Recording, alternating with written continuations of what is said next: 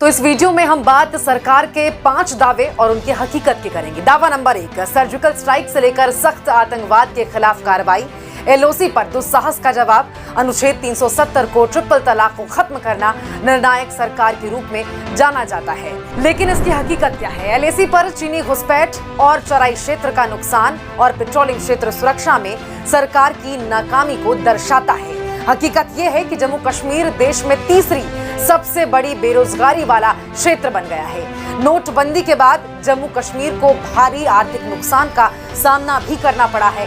ये सरकार की नाकामियां हैं। इसके साथ ही कर्नाटक में हिजाब का मुद्दा, सुल्ली डील्स के माध्यम से कर्नाटक और ऑनलाइन उत्पीड़न जैसे मामले सरकार की विफलता को दर्शाते हैं। अब सरकार का दावा नंबर 2 सुनिए। साल 2021-22 तक ग्रामीण सड़कों का जाल 7 लाख किलोमीटर तक बढ़ाया गया है। राष्ट्रीय राजमार्ग यानी कि एनएच का नेटवर्क भी 55% बढ़ा है।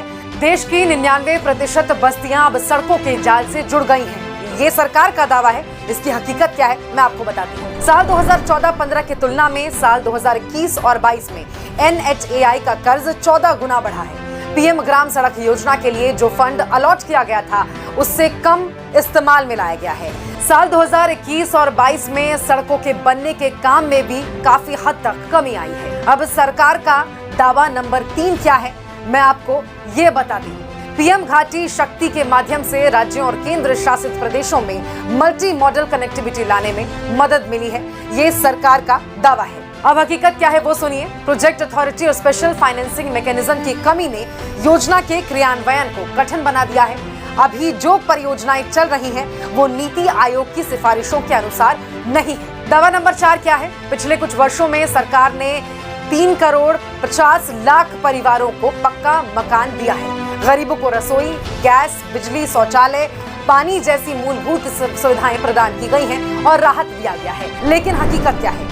साल 2022 में घरेलू रसोई गैस सिलेंडर की कीमतों में 4 बार बढ़ोतरी की गई है। साल 2022 में उज्ज्वला योजना के 9 करोड़ 34 लाख लाभार्थियों में से केवल 2 करोड़ लाभार्थियों ने ही रिफिल कराया है। प्रधानमंत्री आवास योजना के तहत स्वीकृत आवास तयशुदा समय यानी कि जो समय सीमा निर्धारित की गई थी उसमें पूरा नहीं हो सका और इसीलिए PMAY को पूरा करने की समय सीमा को बढ़ाकर 2022 से अगस्त 2022 से 31 दिसंबर 2024 कर दिया गया है। सरकार का झूठ नंबर 5 सुनिए। छोटे कारोबारियों को पहली बार बैंकिंग से जोड़ा गया है। पीएम स्वनिधि के तहत 40 लाख वेंडर को ऋण यानी कि लोन दिया गया है। हकीकत क्या है?